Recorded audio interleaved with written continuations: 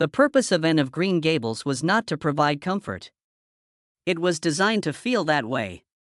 Each frame is washed with gentle light. A world made to make you breathe more slowly. Because the effort was concealed, the recollection appears effortless. But beneath the soft music, the puff sleeves, and the fairy tale radiance, there was strain masquerading as tranquility. After searching through 3,000 girls for a year, Anne was finally found.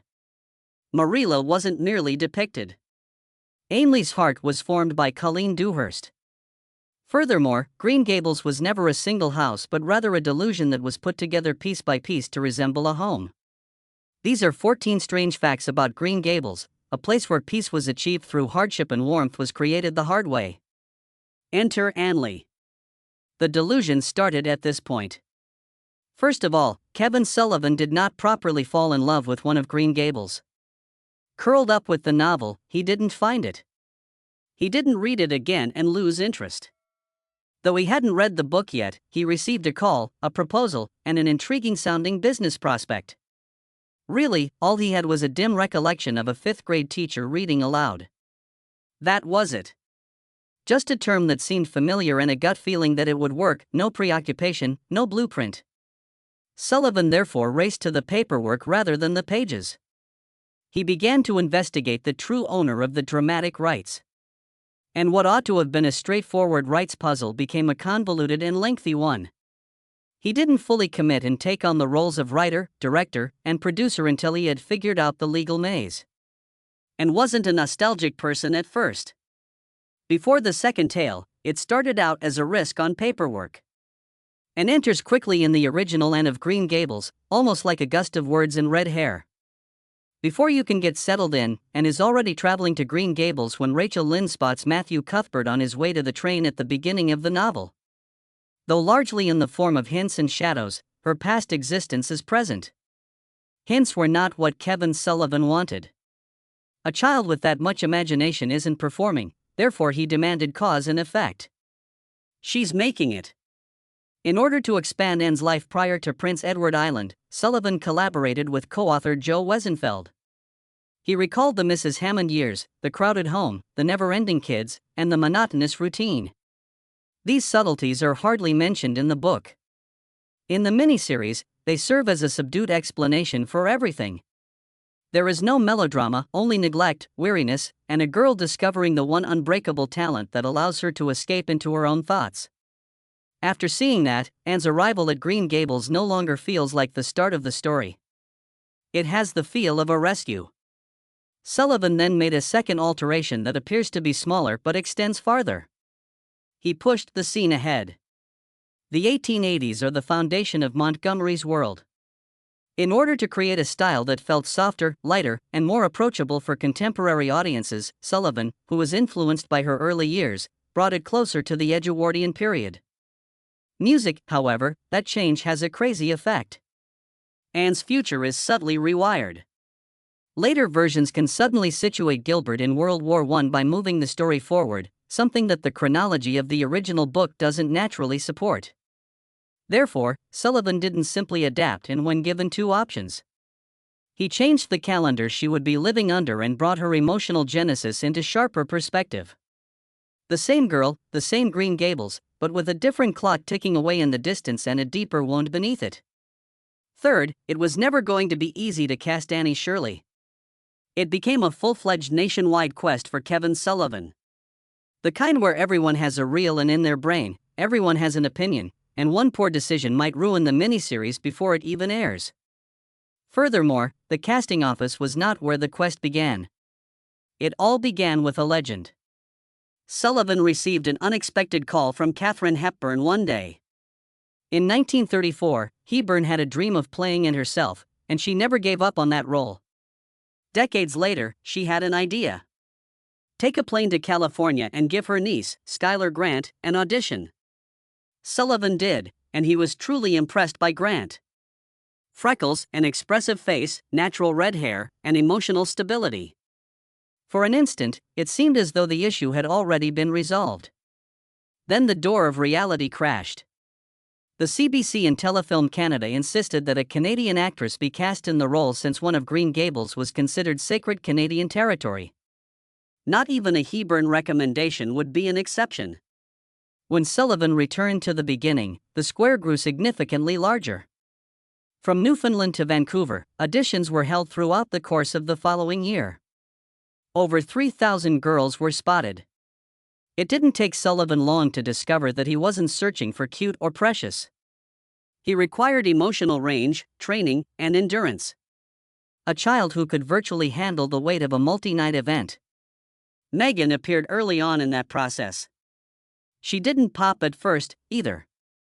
She thought she was a bit too old. Her initial readings seemed overly contemporary. Sullivan himself described a second costume screen test as mediocre.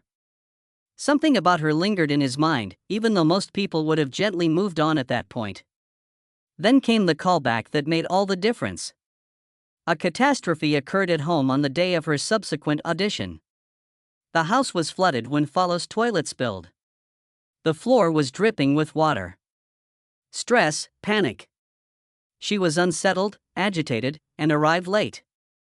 No polish, no composure, no flawless voice from the audition.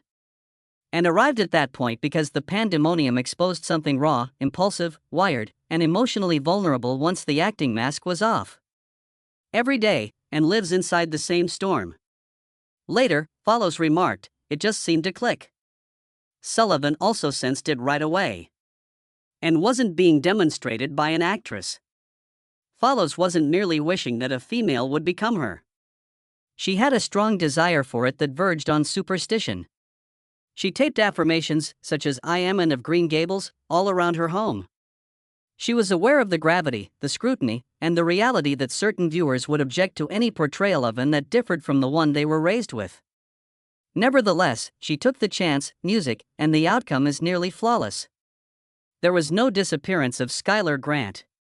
She changed into Diana Barry, the friend who gives Anne a sense of security. Katharine Hepburn made one phone call. A leaky restroom, 3,000 auditions, and one anxious late arrival that ultimately unveiled the Anne everyone had been pursuing. Fourth, portraying Anne Shirley involved more than simply strong emotion. Because Anne of Green Gables wasn't shot in a neat growing-up order, it was chronologically violent. Like most productions, it was shot. Whatever timetable didn't fall through, whatever weather was favorable, and whatever site was prepared. As a result, Megan Fallows would be given an impossible task when she got to the set. At 12, be Anne. Now be 14-year-old Anne. Now fast forward to 16 and a half. At times, even before the day was ended. And that's not a little acting shift, despite what it might sound like. A complete personality makeover took place during those years. And 12 is a spark. She enters the world as if she can talk her way out of any situation. She is pure nerve, pure inventiveness, and pure desire to fit in. However, Anne has begun to construct armor by the age of 16. She is more cautious with her heart, passionate, and self-conscious. She continues to dream. She now understands, however, that the world can punish you for it. Therefore, it was not possible to just play younger or older. On order, she had to change the weather in her head. It wasn't a sophisticated acting trick that was her hidden weapon. She was surrounded by the tangible world. Hair and wardrobe became her emotional compass. Her posture naturally shifted while she was wearing the orphan clothing, worn shoes, and braided hair. Music, she walked more softly and reacted more quickly and impulsively. There was more to costuming than continuity. She was able to transcend time without losing music, because to this bridge, the distinction between genuine fear and performance essentially vanishes at that point. Because it's so polished, the White Sands Hotel recital scene in which Anne plays the highwayman isn't very memorable. It's alive, which makes it unforgettable. Kevin Sullivan claims that Megan was unfamiliar with this. You can't choose to feel nervous. They are genuine. In front of an audience, she is performing dramatic poetry while standing barefaced, and the camera captures what is impossible to falsify. The tense grip, the restrained shudder, the fixed concentration of someone attempting to keep from collapsing.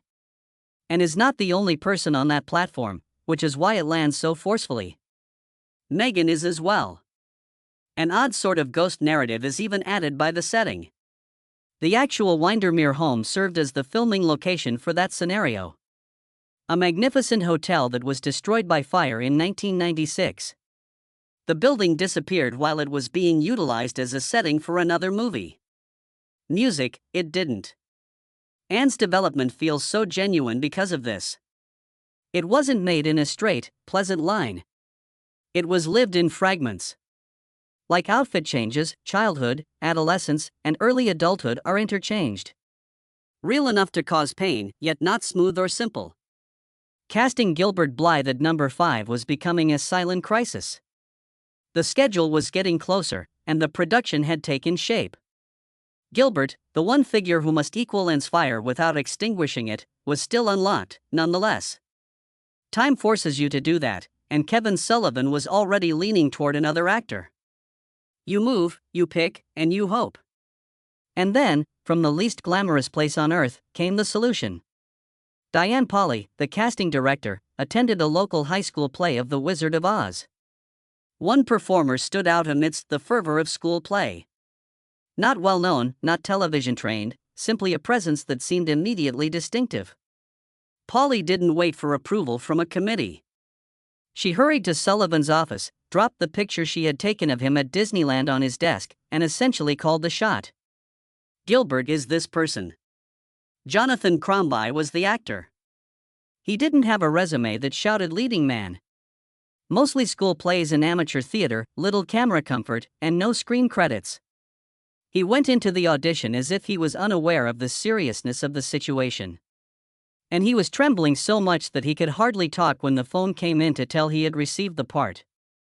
Given what transpired later, it is somewhat remarkable that this was his first on-screen job. Crombie didn't portray Gilbert as a romantic, shiny ideal.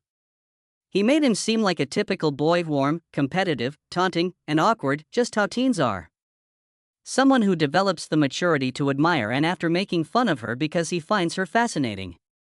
That smile was more than just Gilbert Blythe for a whole generation. The set energy that shaped that warmth was neither stiff nor valuable, and it became the default image in people's minds. It was living. Crombie chose to subtly lose his temper at the spelling bee moment. He leaned into being hilariously awful rather than portraying Gilbert as a slick rival. Between takes, Megan Follows started giggling so hard that she was unable to reset. There were bursts of hilarity even during solemn occasions. When Sullivan gave very serious instructions, Follows and Colleen Dewhurst would exchange glances. Delivered with complete sincerity, lines like vibrate with eagerness. Such an atmosphere is important. Chemistry is made easier by trust. Playfulness gives the impression of genuine affection. And it nearly didn't occur at all. One last decision, one picture, one school play. Finding the most seasoned actor isn't always the goal of casting. It's about identifying the appropriate spirit before it's too late. 6th. Colleen Dewhurst received a warning not to perform a Green Gables. Her agent watched literary adaptations on television. Treating it as a career detour, it was a quiet domestic story.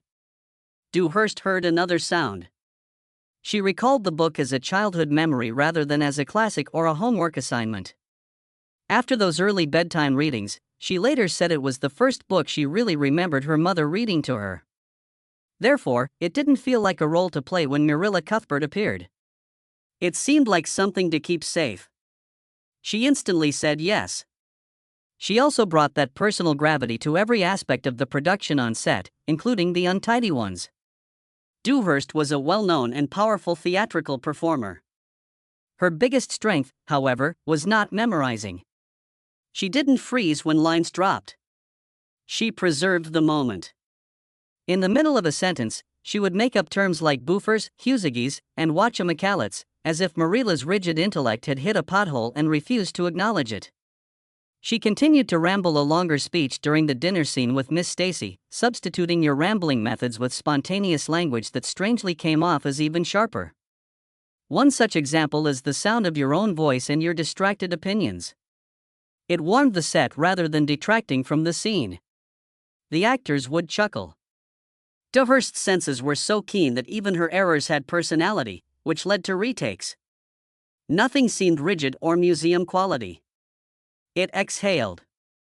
Her impact extended beyond her own performance as well. Jonathan Crombie had almost no prior on-camera experience. His first significant on-screen part was this one. Early on, Dewhurst pulled him aside and provided him guidance that he used as a compass. You learn more than just the dialogue when doing period work. You learn about everyday life, including how people sit, suppress their emotions, what society permits them to express out, and what they swallow. Later, Crombie claimed the lesson influenced his future acting style. However, a line was not Dewhurst's most significant contribution. It was an emotional truth that was absent. She went to Kevin Sullivan with a silent worry after documenting Matthew's passing. Marilla eventually admits in the book that Anne is her own flesh and blood, something she has kept hidden the entire time. Without such a time, Dewhurst thought, Marilla's arc remained unfinished. Though they would never receive the release, the audience would sense the love. Sullivan paid attention. He composed a brief scene that morning on stage. They shot it quickly. 3 takes, about 45 minutes, Marilla and Anne alone, no spectacle.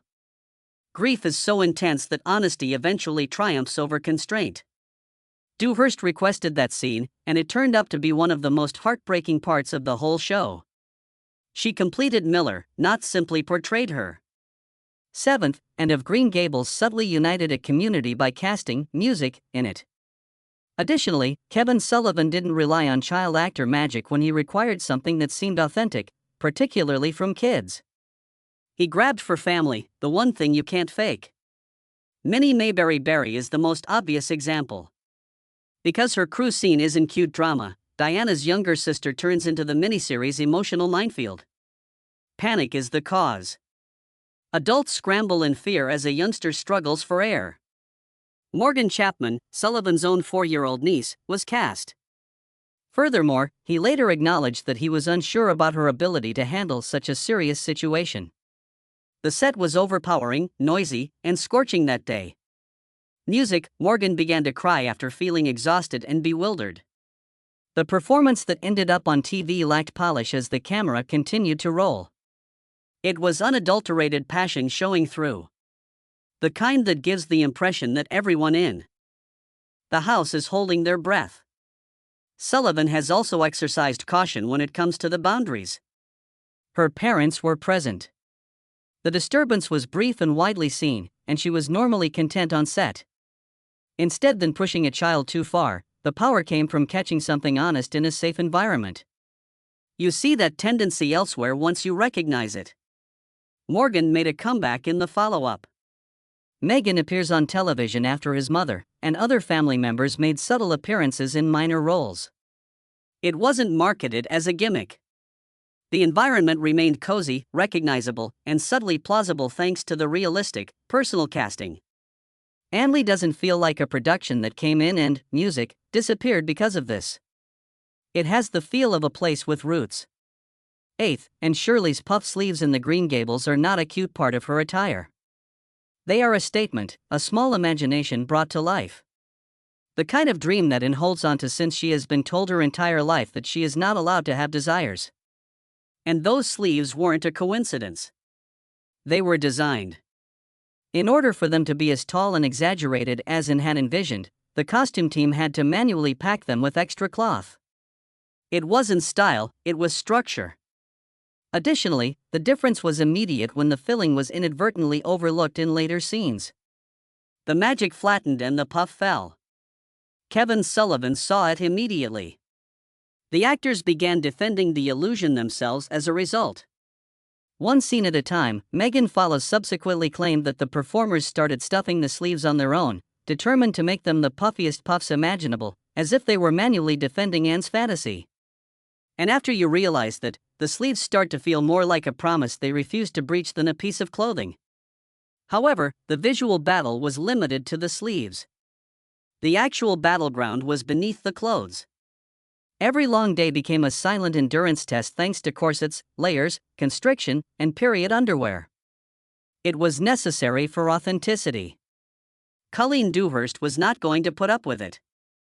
Sullivan's DVD commentary claims that she was done wearing a corset after just a few days. Megan Follows also reached her limit. Sullivan later disclosed that she burnt her corset in a bonfire as a private release, rather than as a media stunt, by the time the 1986 sequel, Anne of Green Gables, was finished filming. One minor act of defiance marked the end of months of being tangled with the past. And was troublesome even because of her red hair. In order to maintain the famous contrast, the color of her clothing had to be increased afterward because it was occasionally taken incorrectly, flattening into gray on camera. Hopeful green against fiery crimson. And is beaming as she spins. Yes, she does appear how she should. Do you recall what it required? A campfire farewell, stuffed cloth, rejected corsets, and color adjustments to maintain the dream's vividness. There was more to those puff sleeves than merely costume design. They were a triumph. 9. That moment of the dreamy Lady of Shalott appears effortless on TV. It was a small engineering nightmare behind the camera. The scene was filmed in 2 separate locations. Wider images were taken in a pond, and close-ups were done in a marsh outside of Toronto. The issue? The boat would simply sit there like a prop, not a drifting tragedy, because neither place possessed a natural current. Thus, the team turned into the current. In order to create the illusion that the boat was gliding on its own, the prop crew really undressed, waded in the thick, dirty, leech-infested water, swam beneath the boat, and physically pulled it forward. The sinking beats were even more accurate. After filming the boat filled with water close to the coast, they moved it out into the ponds so Megan could sit up straight. At the precise moment in lunges for the pier, a crew member concealed beneath the boat manually pulled it under. What appears to be a single, cohesive scene is actually a jigsaw made up of dangerous, depressing bits. 10. Anne of Green Gables appears to be the type of production where every decision was made methodically, deliberately, and in the proper sequence. Roll the camera, construct the world, and cast the faces. That is not the case. Kevin Sullivan recorded key scenes before all the performers were fully committed in order to keep the production going. Real tail texture, not small filler images, the kind of imagery that serves as the foundation for the entire spell. A body double was used to represent and in a number of early sweeping outdoor shots. Before Megan took over, there were wide views of Anne walking through the countryside, framed by winter air and autumn leaves. The face wasn't important yet. The sensation did. Sullivan was relying on the notion that the correct Anne would show up later and infuse already existing images with a soul. Then the risk became more acute. While the production proceeded, negotiations continued with Richard Farnsworth, who would go on to become the definitive Matthew Cuthbert. A stand-in was used for some crucial scenes, such as those connected to major plot points like the anxiety surrounding Minnie May's illness. Sullivan subsequently acknowledged that there was a significant risk because, had Farnsworth walked, those scenes might have turned into costly ghosts with stunning footage and no actual Matthew to serve as an anchor.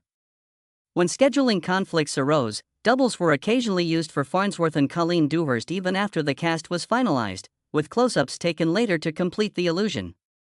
Because the serenity you see on screen was based on moving forward without guarantees, the completed miniseries feel almost surreal. Green Gables' and didn't wait for proof. It moved with momentum, instinct, and nerve. The appropriate faces appeared in the frame as if they had always been there. 11. The lie is obvious to you before anyone speaks. Where the cameras were filming, those well-known red roads of Ainley were non-existent. They had to be made by the production. The crew used southern Ontario as a stand-in for Prince Edward Island. They even dressed historic villages, dyed roads red, and angled shots to appear as though they were concealing a contemporary world off-frame. Rachel Lynne's world evolved from Westfield to Doon. Anne's classrooms were museums and schoolhouses. The trick ultimately rewired memory because it worked so well. In addition to watching PI, millions of viewers learned about it from a source that wasn't even PI. The budget couldn't support the real place, but that's not why Sullivan didn't want it. It was too costly, too sluggish, and logistically complex to do a lengthy television shoot on the island. Sullivan took a more daring action. He trusted the camera to make the falsehood seem real while he recreated Ainley somewhere else. When Southern Ontario was used as a stand-in, the crew didn't pretend to be courteous. It was engineered by them.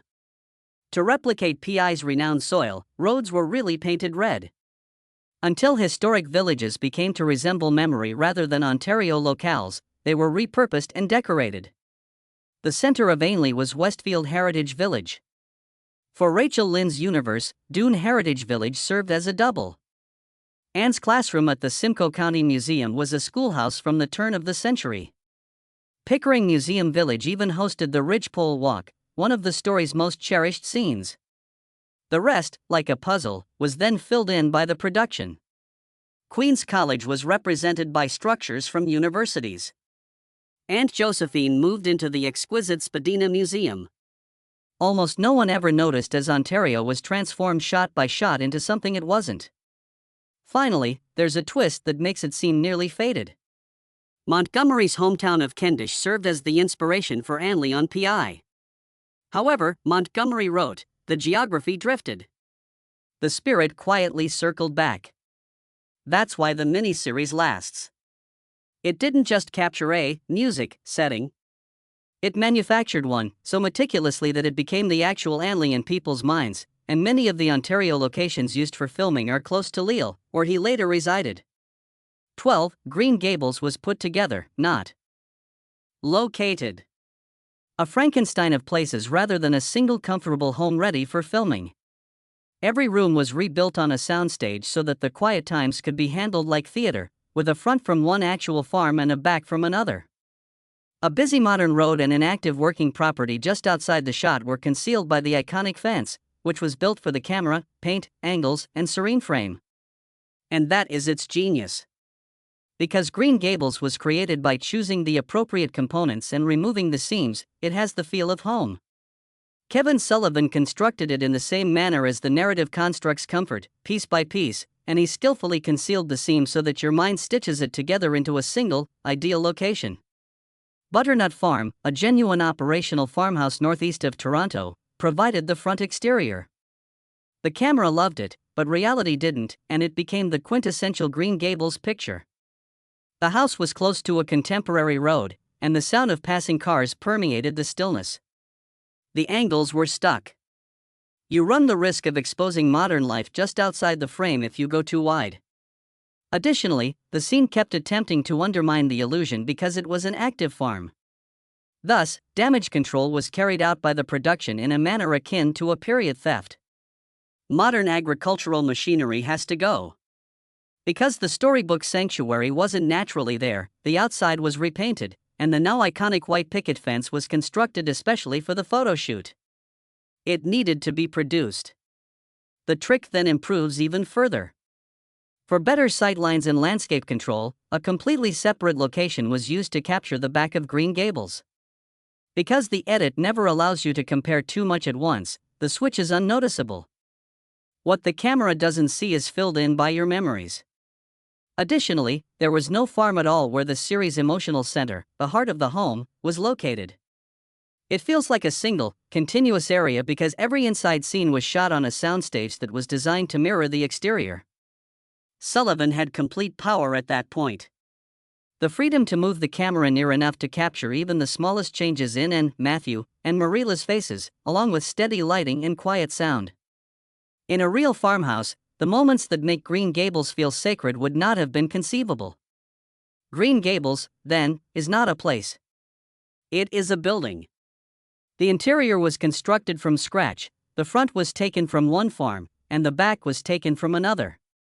And for some reason, when music is combined, it becomes the most plausible house in the entire narrative. Just enough to torment you, but not genuine. 13. There seems to be just one conclusive memory, rendition, conclusion, music, and this is how it goes with Anne of Green Gables. It didn't really exist that way. Since it was a co-production between Canada and Germany. The program was dubbed for more than only Germany. It was rebuilt. Kevin Sullivan cast 2 German actors and filmed about 9 more minutes of scenes that many people in North America never saw in order to create extra material for German television. Not leftovers, not longer takes. An alternate edit that broadcast as its own full version was composed of real story beats. As a result, two audiences grew up adoring the same and while silently observing distinct sceneries, rhythms, and small details of her world.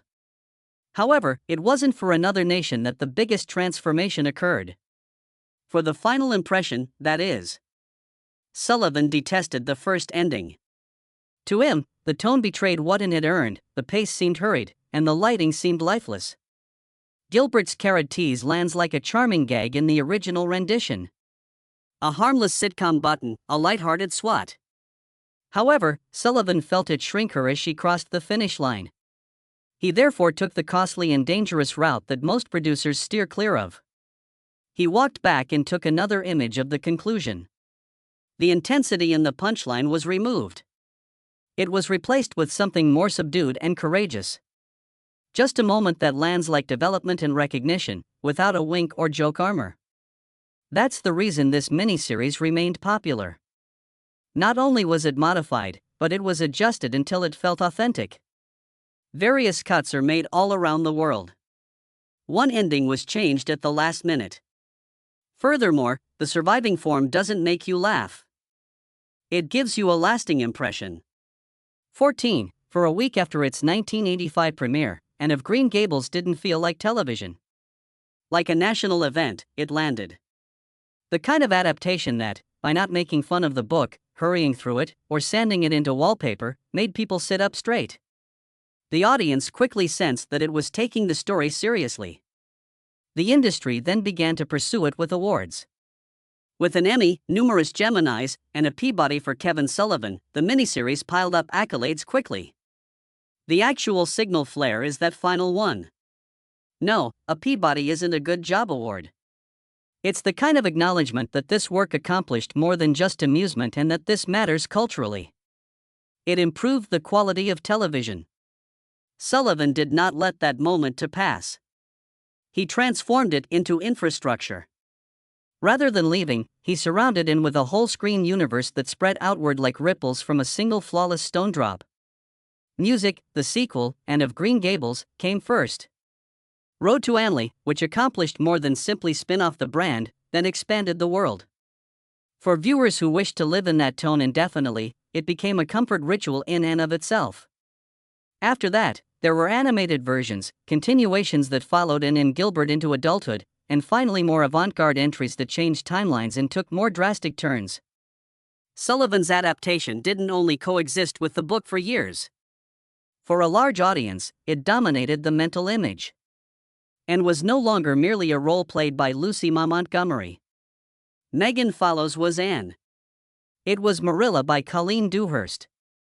It was that exact Green Gables, that precise emotional temperature, that precise rhythm of pain and sweetness.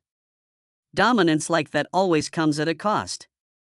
As time went on, Anne's cinematic future began to distance itself from the Sullivan orbit rights conflicts.